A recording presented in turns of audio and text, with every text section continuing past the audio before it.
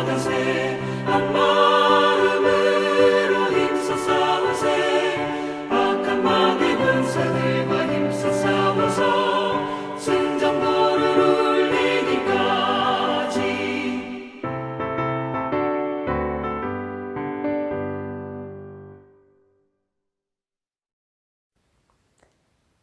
몸과 영혼의 참 주인이신 우리 하나님 아버지, 2024년 한 해를 시작하면서 온 교회가 주님의 말씀을 청종하며 은혜 받을 수 있게 하시니 참 감사합니다. 지난 시간 교회로부터 진리의 복된 말씀을 끊임없이 받았으나 저희들은 그 말씀을 따라 온전히 살지를 못했고 주님의 사랑과 은혜와 용서도 온전히 누리지 못한 저희들을 불쌍히 여겨주시고 긍휼히 여겨주시옵소서. 다시 주님 앞에 간절히 엎드립니다. 거짓되게 허망하게 살지 않게 해주시옵소서. 헛된 것에 너무 많은 시간과 정성과 에너지를 쏟지 않도록 주님 주신 이 1년의 삶을 주님 기뻐하시고 주님 바라시는 일들로 우리의 생각과 우리의 몸과 우리의 시간이 사용되게 해주시옵소서. 예수 그리스도께서는 우리를 위해 죽으셔서 우리가 살든지 죽든지 상관없이 그분과 함께 살 수 있게 해주셨습니다. 그러므로 지금처럼 서로를 위로하고 격려하며 서로에게 힘이 되어줄 수 있게 해주시옵소서. 주신 말씀, 또 앞으로 주실 모든 주님의 말씀을 사모하며 주님의 말씀이 우리 가운데서 퍼져나가 영광스럽게 되기를 소원합니다. 주님 말씀에 노예되어 그 말씀에 붙잡혀 우리의 몸이 드려지기를 간절히 소원합니다. 그리고 이 길이 참으로 온전한 자유에 이르는 길임을 믿습니다.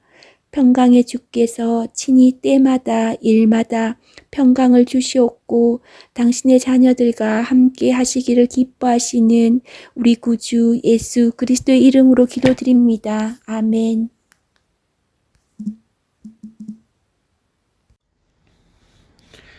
이 아침에 우리에게 주시는 하나님의 말씀은 구약성경 신명기 2장 26절부터 37절까지 말씀입니다.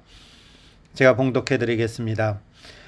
내가 그대목 광야에서 헤스본 왕 시온에게 사자를 보내어 평화의 말로 이르기를 나를 내 땅으로 통과하게 하라. 내가 큰 길로만 행하고 좌로나 우로나 치우치지 아니하리라.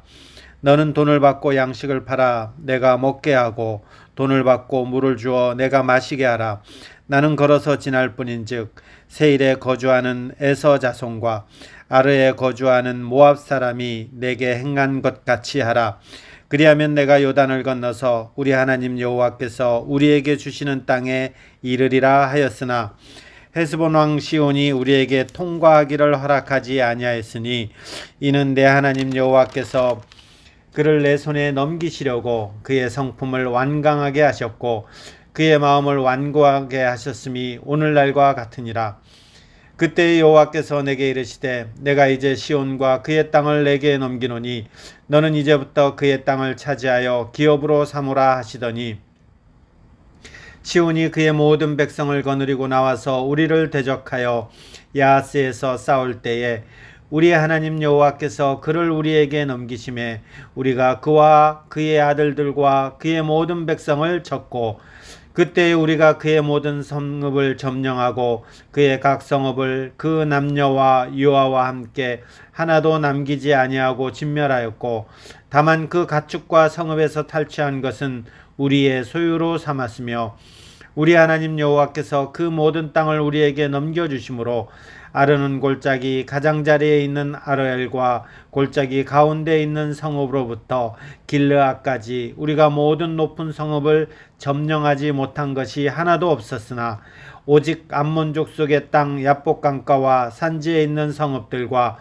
우리 하나님 여호와께서 우리가 가기를 금하신 모든 곳은 내가 가까이 하지 못하였느니라. 아멘. 지난밤에도 주 안에서 평안히 잘 주무셨습니까? 2024년 신년 특별 새벽 기도회 오늘이 5번째 날입니다. 이 신년 특별 새벽 기도회는 내일까지 진행하게 되죠. 조금만 더 힘을 내시기 바랍니다.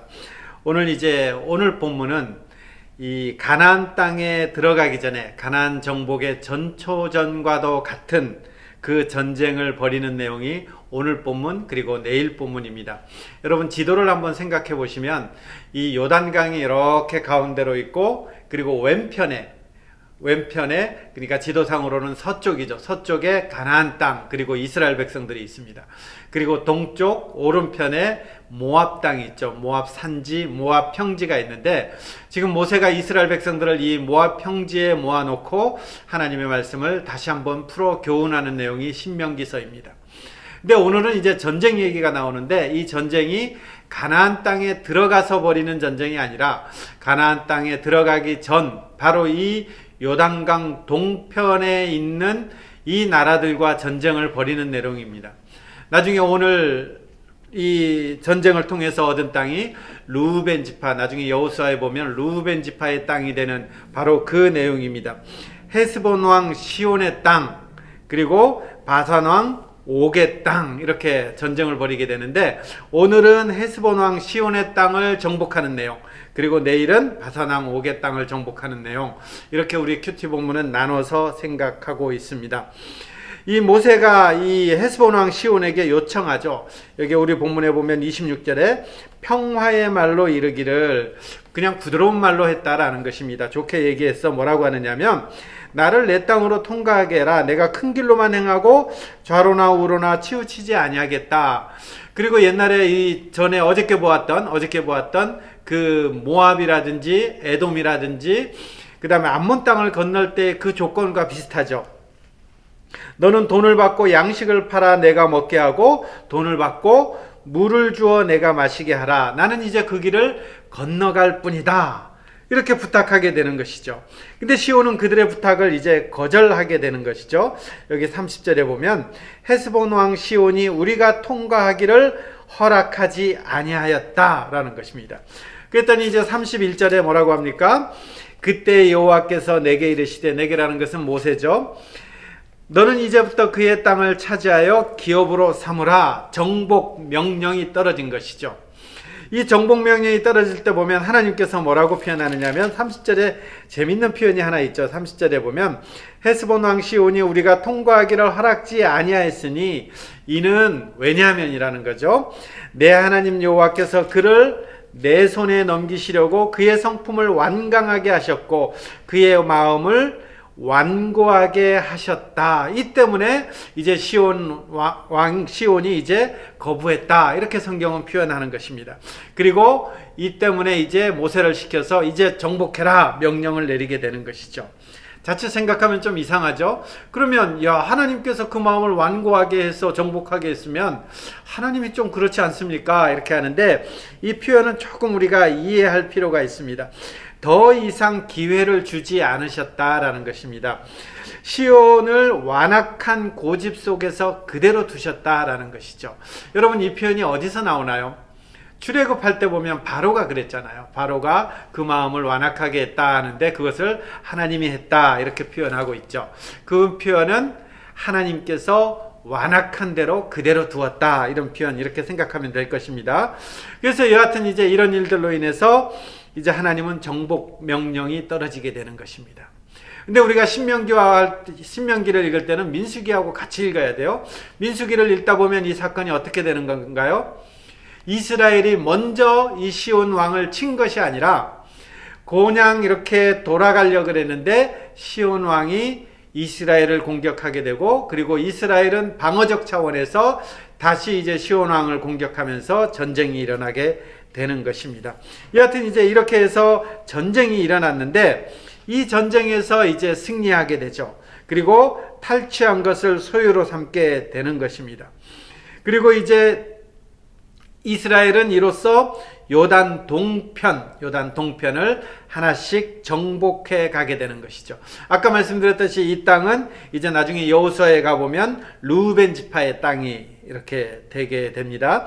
그러면서 이제 마지막으로 또 하나님께서 뭘 명령하느냐면 37절에 보면 오직 암몬 족속의 땅, 야복강가 산지에 있는 성읍들 우리 하나님 여호와께서 우리가 가기를 금하신 모든 곳은 이제 가까이 하지 말아라. 거기를 정복하려고 하지 말아라. 이렇게 명령하는 거죠. 그러니까 하나님이 허락한 땅이 있고 허락하지 않은 땅이 있습니다.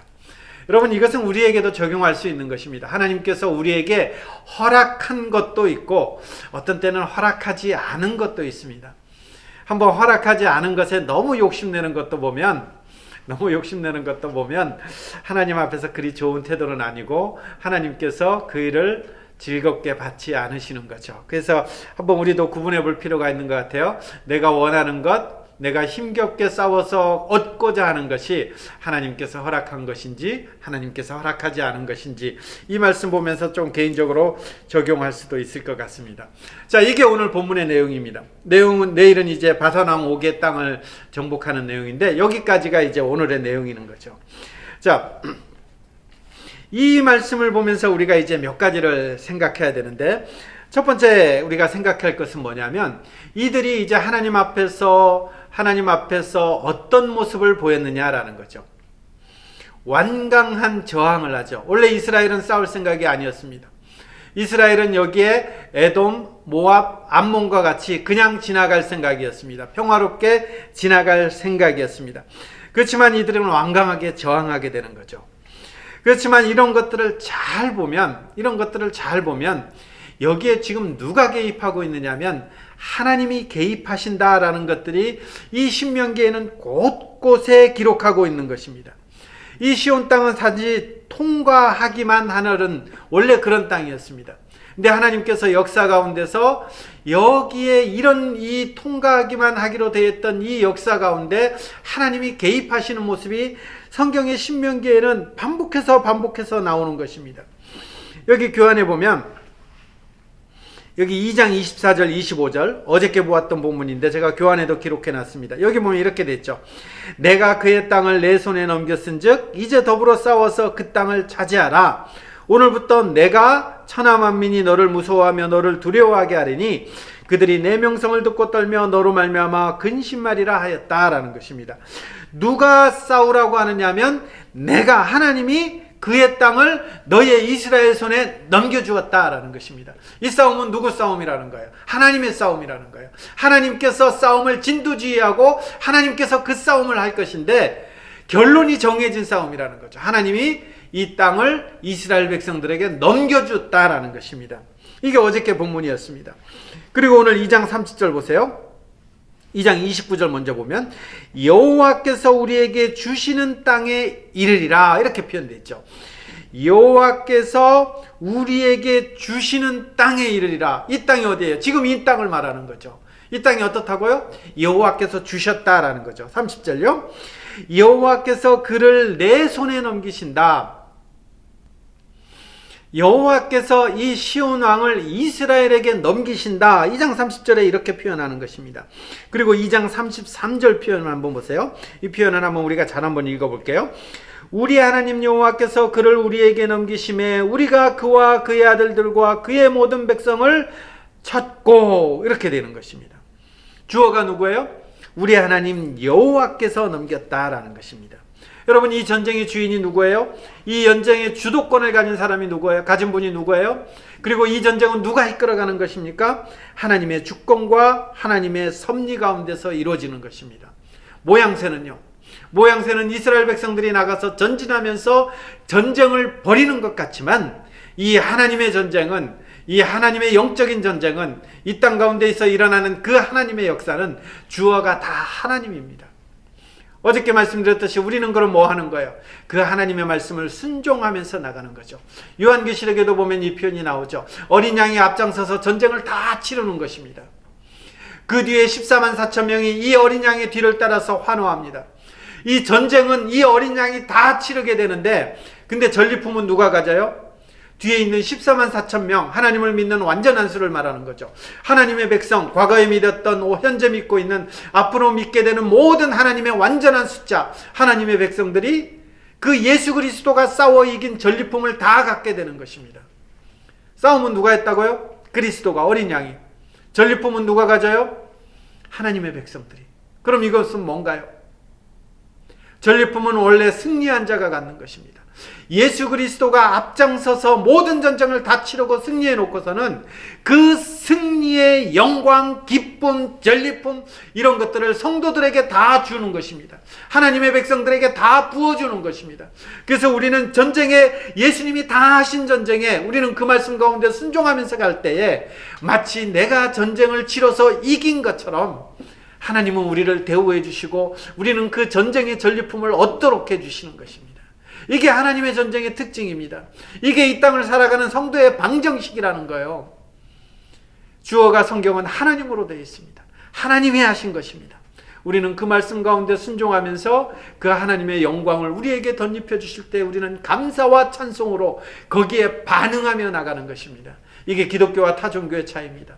다른 종교는 내가 열심을 내서 뭔가를 얻어내지만 우리는 열심을 내서 하나님 앞에 얻어낼 게 아무것도 없다라니까요.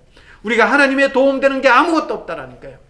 그럼요, 하나님께서 하신 일에 우리는 반응하며 순종하며 거기에 대해서 우리는 감사하며 찬양하며 나가는 것, 그리고 그 하나님 앞에 이제는 그 내게 그 퍼부어 주시는 전리품 은혜로 말미암아 내가 이제 이렇게 살아가겠습니다 결단하면서 하나님 앞에 순종하는 것, 그게 성도의 자세고 삶인 것입니다. 지금 이 전쟁을 이렇게 표현하는 것입니다. 하나님의 전쟁이라는 것입니다. 이것은 나중에 가나안 정복 전쟁할 때에 계속해서 등장하는 것이고 우리가 신명기를 보면서 나중에 여호수아를 볼 때는 더 두드러지게 나타납니다. 여리고성 누가 앞장섰나요? 이런 모든 것들이 이제 여호와의 전쟁으로 귀결되는 것입니다. 오늘 그것을 이제 전초전으로 보여주는 것이죠. 이 전쟁은 누구의 전쟁이냐? 여호와의 전쟁이라는 것입니다. 그 다음 또 하나 유념해 볼 것은 뭐냐면 이 전쟁을 지금 누가 치르고 있나요? 출애굽 1세대들이 아니고 출애굽의 새로운 세대들, 이 세대들이 이 전쟁을 치르고 있는 것입니다. 출애굽 1세대는 여호와의 명령 따르기를 거부하며 가나안 땅 정복할 때 두려워했습니다. 그래서 그들은 하나님에 대해서 이상한 선을 넘는 표현까지 하죠. 하나님이 나를 미워해서 그리고 우리를 아모리 족속에게 진멸시키게 하기 위해서 출애굽시켰다, 이렇게까지 하나님에 대해서 선을 넘고 마는 것입니다. 이 가나안 1세대 출애굽 1세대들은 이렇게 표현했지만 여기 출애굽 2세대들은 다른 모습이라는 것입니다. 출애굽 2세대는 여호와의 명령을 따라 요단 동편을 정복해가는 그 모습을 보여주고 있습니다. 그러면서도 하나님께서 금하신 암몬의 땅, 여기 37절에 나오는 그 암몬의 땅에 대해서는 탐하지 아니한 것입니다. 하나님의 명령을 가볍게 여기던 이전 세대와는 달리 명령을 철저하게 지키고 있고 그 순종하는 이스라엘에게는 더더욱 더 이상 두려워할 대상도 정복하지 못할 성읍도 없어 보이는 것입니다. 1세대하고 2세대하고 완전히 다르게 되죠. 그러면 우리는 이 질문을 이제 하나 하는 거죠. 1세대하고 2세대하고 차이점이 뭡니까? 도대체 이 사이에 뭔 일이 있었습니까? 했을 때에 그 답은 광야 38년이 있었죠. 광야 38년. 그 힘겨웠던 38년이 있는 것입니다. 그 38년 동안 이스라엘은 그 삶을 아마 허비하는 것처럼 느꼈을 수도 있습니다. 괴로움이고 내가 뭐 하는 일이고 지금 내가 하는 일이 무슨 짓이고 거기서 그 가데스 바네에서 조금만 했으면 가나안 갈 건데 내가 거기 못 가고 이 38년이나 이 광야에서 허비하게 되다니, 야, 내 인생 참 한스럽다. 내 인생 참 한스럽다. 어쩌면 그렇게 생각할 수도 있었을 것입니다. 근데 38년을 지난 이 세대의 모습은 완전히 신앙적으로 믿음적으로 단단한 모습을 된다라는 것이죠. 하나님께서 탐하지 말라 한 땅은 탐하지 아니하였고 정복하라 한 땅은 정복하는 그 모습을 보여준 것입니다. 40년 동안 그들의 신앙은 단단해졌고 하나님이 어떤 분이신지를 깨닫도록 하는 것입니다. 그래서 신명기에 나중에 가면 뭐라고 표현합니까? 너희들이 광야적 일을 기억하라. 광야적 길을 기억하라, 이렇게 되잖아요. 광야 뭐가 좋다고 기억합니까? 그 힘든 거 뭐가 좋다고 기억합니까? 근데 하나님께서 모세를 통해서 기억하라 한 것은 뭡니까? 그 광야에서 먹이시고 재우시고, 그리고 어저께 본문 내게 부족함이 없도록 하신 그 하나님의 손길이 머물렀던 그 장소가 광야라는 거예요. 그래서 사람들이 보기에는 참으로 이스라엘 백성들이 초라하고 처참하게 됐지만 하나님이 보시기에는 그들을 먹이시며 그들을 단단하게 지금 양육시키는 것이고, 그 광야 가운데 하나님은 그들을 빚어내셨던 것입니다. 혹 생애 가운데서 이런 광야길을 걷고 계신 그런 성도님들이 계신가요? 인생 가운데 참 초라해졌다, 힘겨워졌다, 내 몸은 왜 이렇고 내 마음은 왜 이런가, 내 환경은 왜 이렇게도 안 풀리는가, 어쩌면 이런 고민하고 계신 분들이 있으신가요? 하나님은 한치도 실수하지 않으시는 분입니다. 하나님은 한치도 실수하지 않으시는 분입니다. 하나님은 하나님의 계획대로 하나님의 선한 열매를 반드시 맺어내시는 분입니다. 왜 그렇죠? 하나님이 아끼시는 독생자를 보내셔서 구원해낸 하나님의 백성이기 때문에 그렇습니다. 아들을 아끼지 아니하시면서까지 그 구해낸 그 하나님의 사람들이기 때문에 하나님은 결코 하나님의 백성은 포기하지 않는다라는 것입니다. 그렇기 때문에 광야 38년은 헛된 세월이 되는 것이 아니라 하나님의 은혜를 만끽한 시절이 되는 것이고, 하나님을 더 깊이 깨닫고 알아간 시간이 되는 것입니다. 혹시 여러분의 생애가 이 가운데 있다면 여러분에게도 이 은혜가 있기를 바랍니다. 40년이 지났지만 하나님은 신실하게 그 약속을 이스라엘의 역사 속에서 드러내신 것입니다. 하나님은 동일하게 지금도 성도의 삶에 개입하고 있습니다. 그 성도가 누구죠? 저와 여러분입니다. 하나님은 지금도 저와 여러분의 삶에 개입하고 있습니다. 우리는 이 사실을 믿고 나의 삶에 개입하시는 그분께서 좋은 것으로만 채워주실 것이다라는 이 확신을 가지고 2024년을 살아내시는 그런 여러분들이 되시기를 바랍니다. 말씀을 정리합니다. 하나님은 신실하게 이스라엘 백성을 부족함이 없게 인도하시며 또 연단시키셨다. 이러한 하나님의 말씀이 우리의 기준이 되어 삶을 살아가시기 바랍니다. 이 강론이 끝난 후에, 이 기도회가 끝난 후에 하나님은 실수하지 않으신다네 라는 찬양을 덧붙여 놓았습니다. 한번 가사를 음미하면서 함께 찬송 드려보시기 바랍니다. 각 개인의 기도 제목을 가지고 기도 올리신 후에 주님께서 가르치신 기도로 5번째 날 특별 새벽 기도를 마무리하시기 바랍니다. 기도하겠습니다. 하나님 아버지, 인생길 가운데 허락하시는 그 어려움이 하나님의 사람들에게는 하나님의 빚어가시는 그런 손길임을 알아 오늘도 그 하나님에 대해서 더 단단히 알아가는, 더 깊게 고백해가는 그런 복됨이 있게 하여 주옵소서. 계속해서 주님의 자녀들이 하나님 앞에 기도드릴 때 그 간구에 귀를 기울여 주시고 하나님께서 선한 열매로 채워주시기를 소망하며 예수님의 이름으로 기도드립니다. 아멘.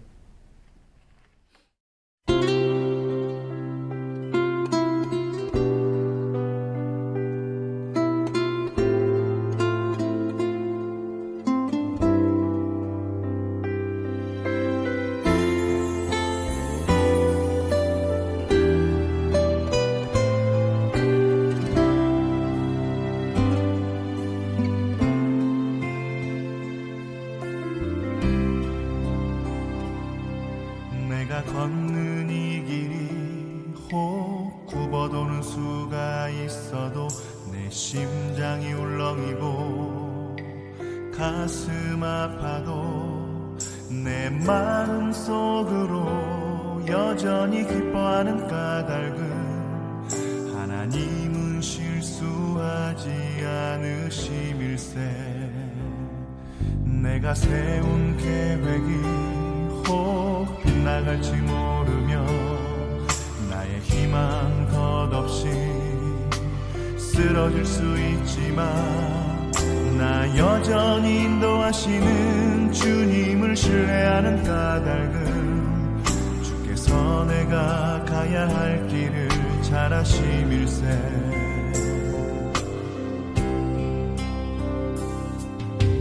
어두운 밤 어둠이 깊어 날이 다시는 밝지 않을 것 같아 보여도 내 신앙 부여잡고 주님께 모든 것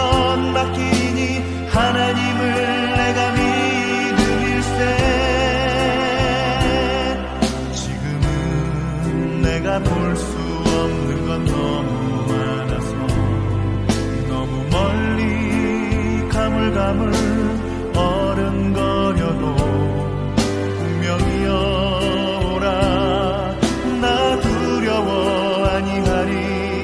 만사를 주님께 내어 맡기리. 차츰차츰 안개는 거치고 하나님 지으신 빛이 뚜렷이 보이리라. 가는 길이 온통 어둡게만 보여도 하나님은 실수하지 않으신다네.